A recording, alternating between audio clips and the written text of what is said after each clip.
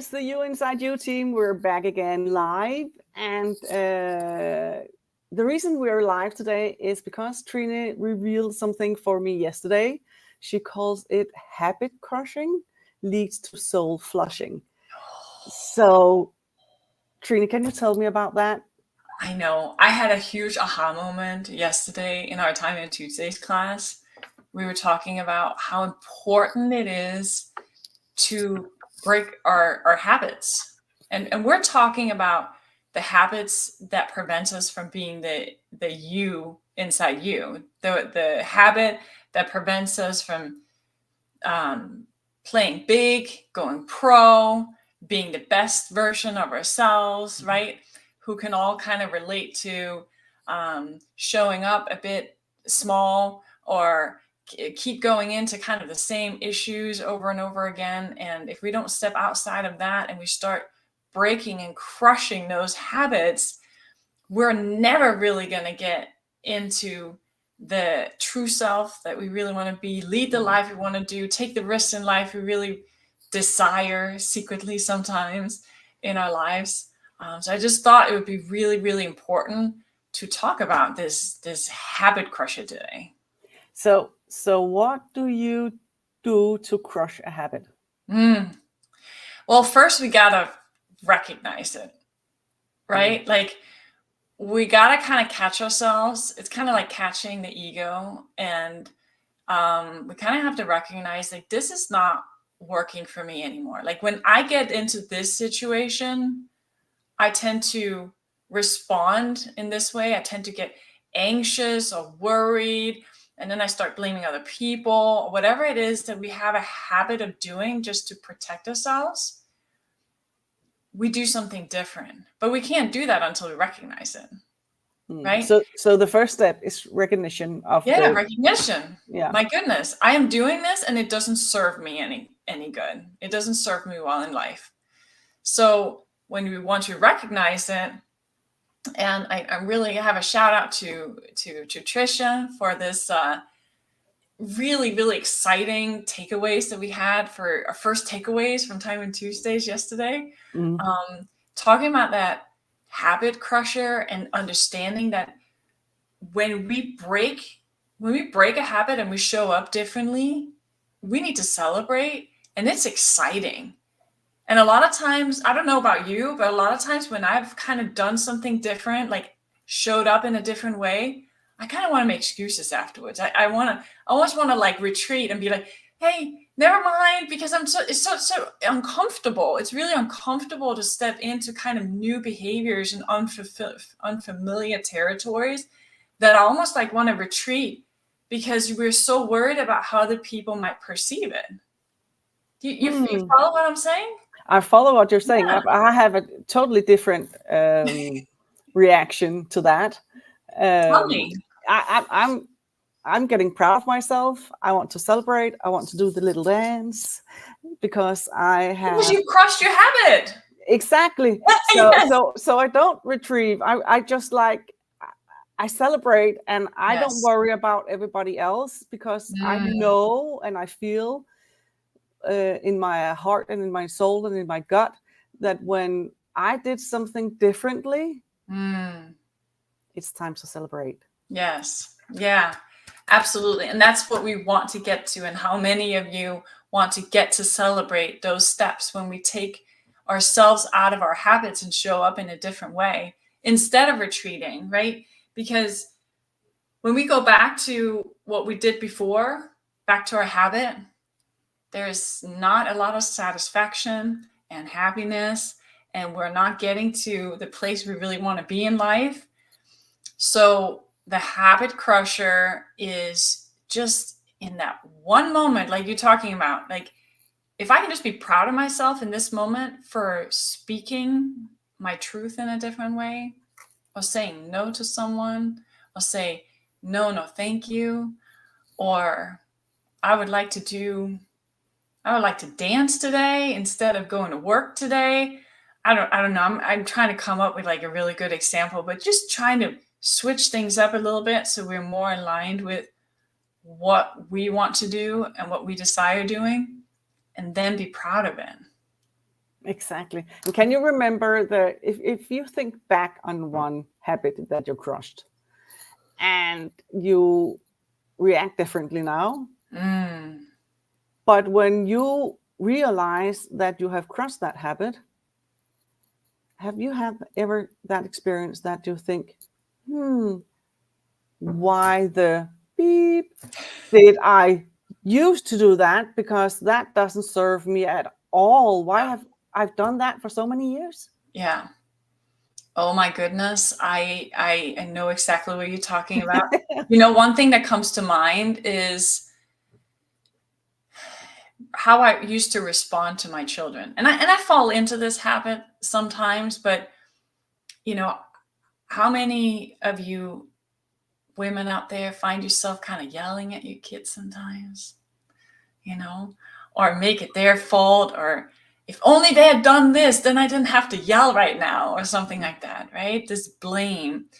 And I was thrown by that a lot when my kids were little. I did not understand this notion of really taking responsibility for how I show up and how to really create corporation in a loving, motivating, inspiring way. And of course we get frustrated at times, and there are times we may raise our voice, but to really go into this like yelling mode, and then you feel really bad afterwards, right? And you feel guilty. How many people have like the mommy guilt at times, right? Like, oh my gosh, I just like traumatized my kids and it was really not their fault. Or was it because it's easier to blame them than me take responsibility? This whole soup and habit was really hard to break.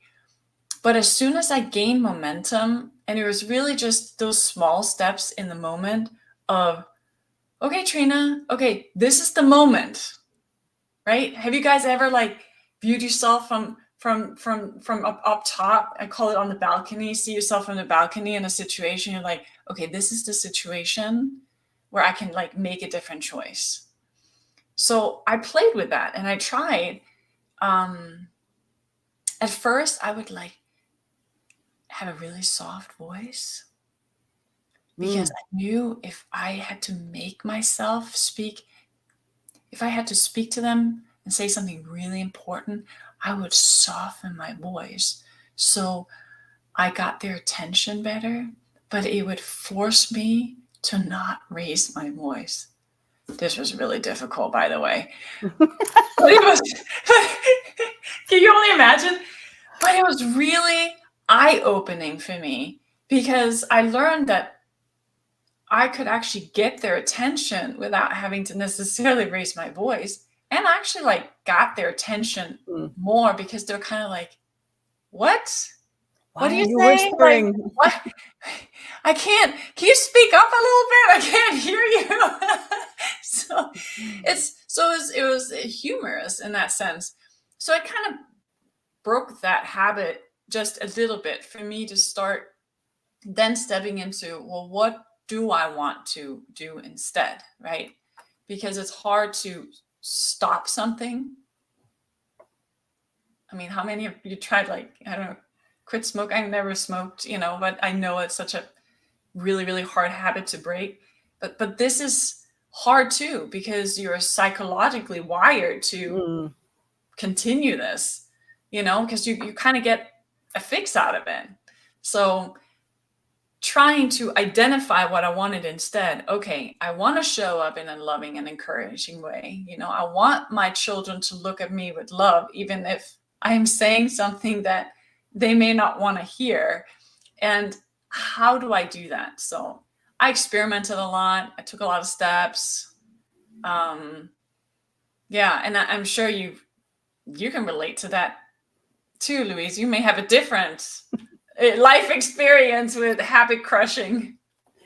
Yeah, I tend to go inwards and ask myself a lot of questions. Why do I do that? How does it serve me? What do I get out of it? What are the benefits? And then I just go around and just like taste it and taste the different answers. And I have the ability to hear what my ego is saying or if it's my intuition. But I go inwards, and if I am insecure on uncertain where and how to perceive it, I ask for help from a good friend or one that is aware just like myself. Just to see if they have, just to get some perspective, if I can't figure it out myself. But when I do that, when I turn to another person, I am very aware of that they have to have the same awareness as I have, because if they don't, I can't use their advice for anything.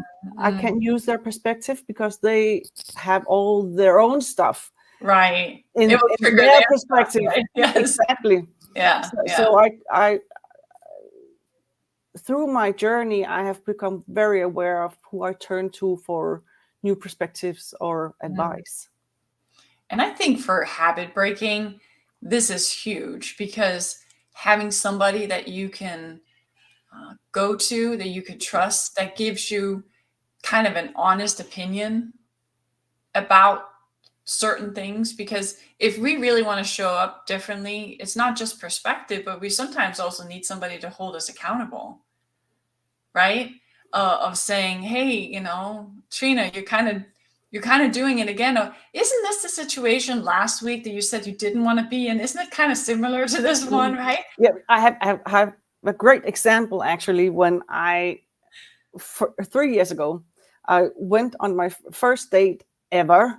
In Denmark, it's more normal to date, but the younger people date nowadays. But in my generations, we usually don't date. That's not common.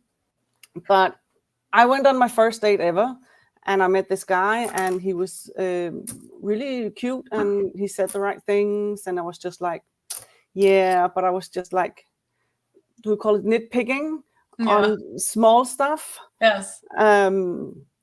And on my way home, and it was just like, oh no, it was a great date. 6 hours, so it probably was a great date. Good investment in your life. Huh? Yeah, exactly.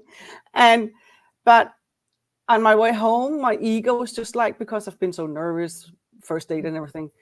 And the day after, my girlfriend called, and she's very intuitive, and she's usually my go-to person. And she asked, oh, how was the date? And I was just like, yeah, it was very nice. He was very nice and cute and handsome, but thanks, but no thanks. It wasn't for me. And she just said, Loise, then I have to ask you, are you sure? And I know when she says something like that, there's something that I'm missing or don't want to see. But she doesn't give me the result. She just asks, and then she has the respect for me to figure it out myself. Yeah. So sometimes you can see things and you say no thanks, but it's just a habit as well, because when you're scared or out of your comfort zone, it's easier to play safe. Yeah. So that's my next question. Like, what was the habit that you stuck to in that moment, you think? The unknown. Okay. So you want to stay safe. This was like way too outside of your comfort zone. It was, because it was too good. It was everything. I have made this. First, I made this list of what kind of relationship I wanted, how he should look like, and everything. It's very popular to make this list. But then I narrowed it down and find my 4 words I would only focus on, like respectful, to be equal, passion, and taking responsibility for our own stuff. Yeah, exactly. And those were my 4 pillars. And when you get everything served on a silver platter, you could get scared.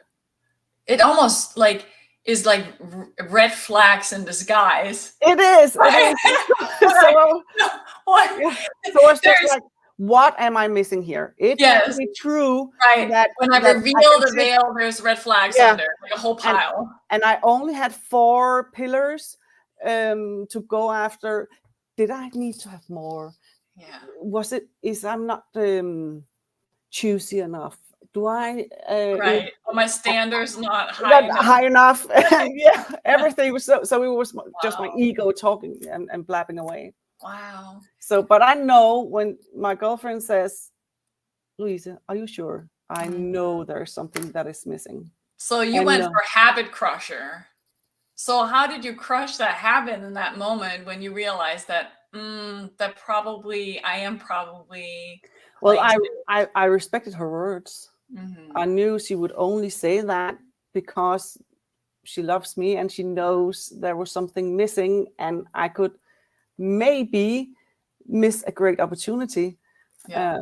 So I then I went inwards again, thought about it. What am I missing? Just to feel my feelings, and figured out that I was too scared to open up once again. And then I said, well, as long as it feels good, I have to take another step, have another date.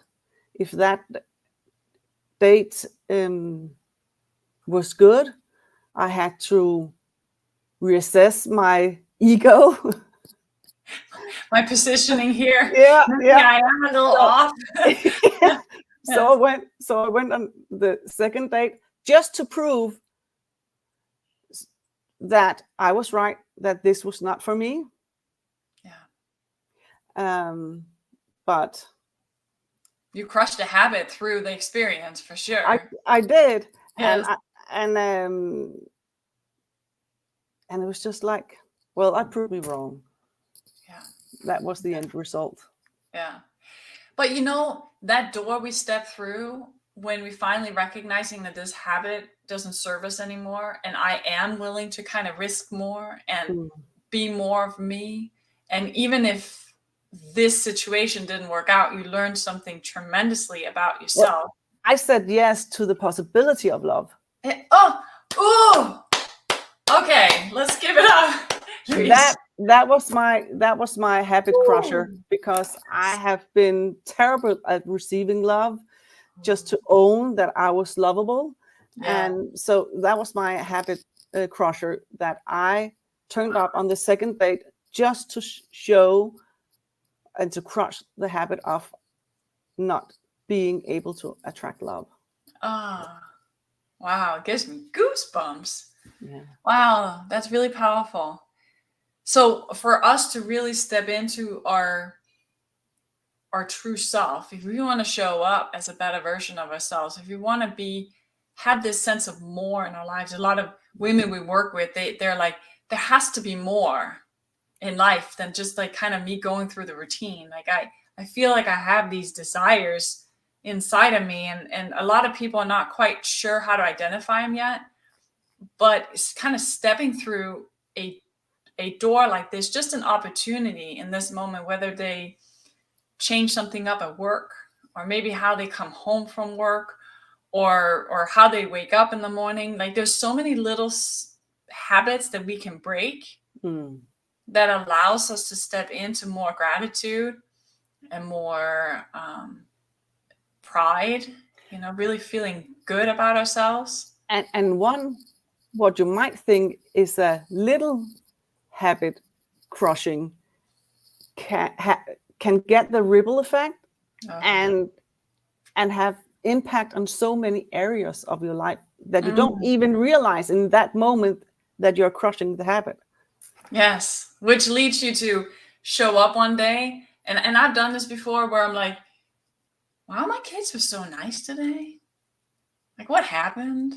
Like, they're just so pleasant and loving, and they came up all the time and telling me I love me, and what happened, right?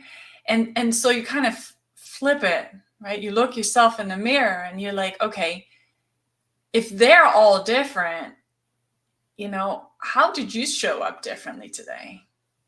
Maybe it was a very good day. You got your rest. You think you look kind of hard. Absolutely. Right. And that tends to show up in your kids as well. It does. It affects everybody. It right? does. So if we're a little more of who we are, if we're feeling a little good about ourselves, we're feeling confident, we're feeling life, we're feeling high on gratitude, well, guess what? It will spill in to all of our relationship. It spills into how our kids are going to show up. And can you imagine just continuing that wave, just a little habit crushing throughout the day? I mean, we know what it's like, right? Because we're continuously doing it. And it's like so much fun now to ride on the discomfort, habit crushing wave, because there's so much peace and freedom associated with that. Because we can just be who we are. Right? Exactly. Yeah. And sometimes you can even get a bit excited about finding a habit that doesn't serve you anymore, because then you know there is something better for you out there. Yes, I know. I love that part. You almost don't want to say that loud, right? But it does get to be fun. You're almost like looking for stuff sometimes, like, oh, what is it going to be next? Oh my goodness. All right, my dear, I think this was an amazing habit crushing session, lesson, awareness moment that we had here today. I thank you so much for being here with me. Thank you. Any final words before we end? No, we'll just end with habit crushing leads to soul flushing. Oh, love it. Thank you, guys. We appreciate you.